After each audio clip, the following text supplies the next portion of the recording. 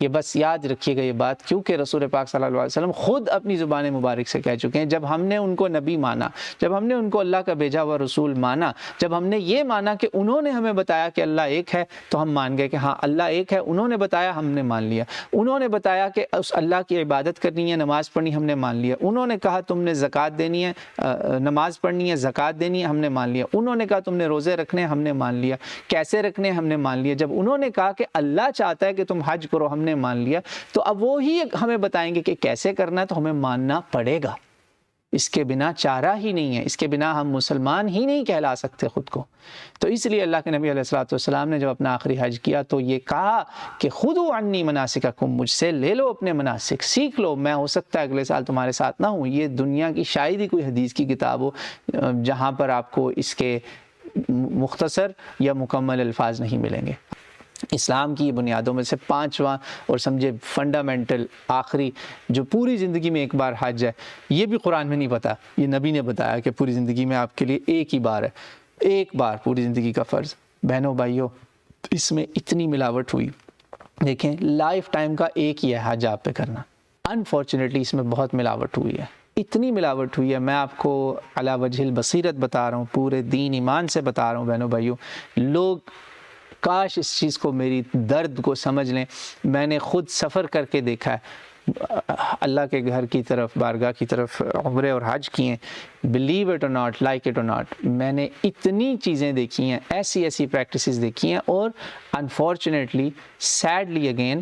علماء ان کو لیڈ کر رہے ہیں، مس لیڈ بھی کر رہے ہیں، اچھی نیت سے ہی کر رہے ہیں۔ میں نے پہلے کہا کہ سارے اچھی نیت سے جا رہے ہوتے ہیں، شاید ہی کوئی بدبخت ہو جو بد نیتی سے جا رہا ہو کہ گناہ کیے اور کہا چلو ہم اشنان کر لیں اور گناہ دھل جائیں گے، شاید ہی کم ہی ایسے ہوں گے، اکثریت تو بخشش کے لیے جا رہی ہے، اور انشاءاللہ اللہ سب کا قبول کرے گا۔ لیکن لیڈرز جو ہیں، جنہوں نے ملاوٹ کی ہے اس دین کے اندر، جنہوں نے اس کے اندر کھوٹ ڈالا اور اپنی طرف سے ایسی ایسی چیزیں ڈال دی جو نہ قرآن میں تھیں، نہ سنت میں تھیں، نہ کسی صحابی کا قول ہے، نہ کسی تابعی کا قول ہے، نہ رسول اللہ کی شاگردوں کی جماعتوں کا، اہل بیت کا، کسی کی طرف سے نہیں، حج منایا ہوا اس کو، کیا کریں گے آپ؟ یقین مانیں، میرا ابھی ایک دوست عمرہ کرنے گیا، میں نے اس کے ساتھ ایک سیشن چھوٹا سا کیا، بہت شارٹ ٹرپ تھا، سمجھے مشکل سے 3 دن بیچارے کو ملے، بہت شارٹ ٹرپ تھا، لیکن الحمدللہ خوش قسمت ہے، بیچارہ تو نہیں کہنا چاہیے ایکچولی، ہی از ریئلی بہت بڑا اس پہ اللہ کا انعام ہوا، ہم میں سے چن لیا اللہ نے، اس کو بلا لیا۔ بیچارہ میں اس لیے کہہ رہا ہوں کہ وہ اتنا ایگزاسٹڈ تھا، اتنا تھکا ہوا تھا کہ وہاں اس سے غلطیاں کچھ ہوئیں۔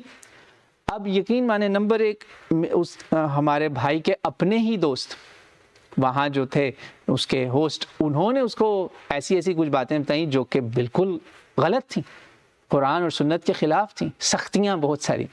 پھر کچھ 1-2 غلطیاں ہوئی تو اس کو لوگوں نے کہا کہ بھئی تمہیں تو دم پڑ گئے، پتہ نہیں یہ ہو گیا وہ ہو گیا۔ وہ بھائی جب مجھ سے ملا تو میں نے اس کو 1-2 باتیں بتائیں تو مجھے کہتے یار میرا تو پھر عمرہ ہوا ہی نہیں۔ سوچیں آپ، ایک بندہ اپنی اتنی دنیاوی دینی جو بھی ہے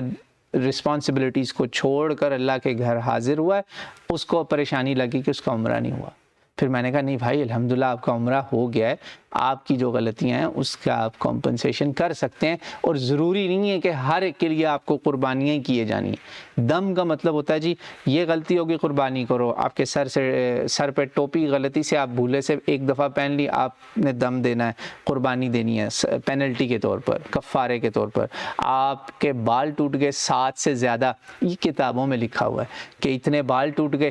7 ہیں شاید، یا پتہ نہیں کتنے بال ہیں، آپ نے دم دینا ہے۔ آپ نے بھولے سے صابن جو ہے نا وہ خوشبو والا لگا لیا، بھولے سے کہا آپ نے اس کے اوپر بھی قربانی کرنی ہے۔ آپ نے اتنی قربانیاں ہیں کہ کتابیں بھری ہوئی ہیں، میں نے خود پڑھا ہے، بہت زیادہ۔ یہ دین کے اندر نہیں تھیں یہ سختیاں۔ پھر قینچی چپل پہنو، یہ ساری کی ساری باتیں وہ ہیں جو نبی پاک صلی اللہ علیہ وسلم نے نہیں بتائی تھی۔ بہت ساری باتیں جو میں نے آپ کو مثال نمونے کے طور پر یہ سب باتیں جو بتائی ہیں یہ کتابوں میں ڈال دی ہیں، علماء کروا رہے ہیں۔ پھر طواف کے اندر صفا مروہ کے خاص طور پہ طواف کے اندر اتنی ساری دعائیں ہیں، اتنی ساری دعائیں لوگوں کو بتائی گئی ہیں، حالانکہ نبی پاک صلی اللہ علیہ وسلم نے چند ایک دعائیں بتائی تھیں، دروازہ کھلا تھا، آپ جو چاہتے دعا مانگتے، مگر وہ کیا ہوا، اب وہ پرنٹڈ دعائیں ہیں، اتنی اتنی لمبی دعائیں ہیں، پہلے چکر کی دعا، دوسرے کی دعا، تیسرے کی، چوتھے کی، پانچویں کی، چھٹے کی، ساتویں کی. یقین مانے لوگ بیچارے ایسے ایسے چل رہے ہوتے ہیں یوں دعائیں پر، یا وہ پیچھے چل رہے ہیں لیڈر کے، قائد کے، اور وہ جو کہے جا رہا ہے بس آمین آمین کیے جا رہے ہیں، یا اس کے پیچھے ورڈز ریپیٹ کر رہے ہیں. یہ دین ہے؟ یہ اللہ کے نبی علیہ الصلوۃ والسلام نے کروایا تھا؟ نہیں کروایا. اس لیے اللہ کا واسطہ ہے، آپ سب سے میری التجا ہے، درخواست ہے، مؤدبانہ درخواست ہے کہ پلیز پلیز پلیز اللہ کے نبی کا بتایا ہوا حج، ان کا سکھایا ہوا حج سیکھ لیں تاکہ عبادت ضائع ہونے سے بچ جائے. ہم شاپنگ کرتے ہیں جب 10 دکانوں پہ جاتے ہیں ایک کپڑا لینے کے لیے، اور کیا بارگیننگ نہیں کرتے اور کیا کچھ نہیں کرتے. مجھے پتہ ہے میرے سب کانٹیننٹ والے دوست یہ میری بات سمجھ رہے ہیں، بہنیں اور بھائی میں کیا کہہ رہا ہوں. کیا نہیں کرتے ہم ایک جوڑا لینے کے لیے، ایک سوٹ لینے کے لیے ہزاروں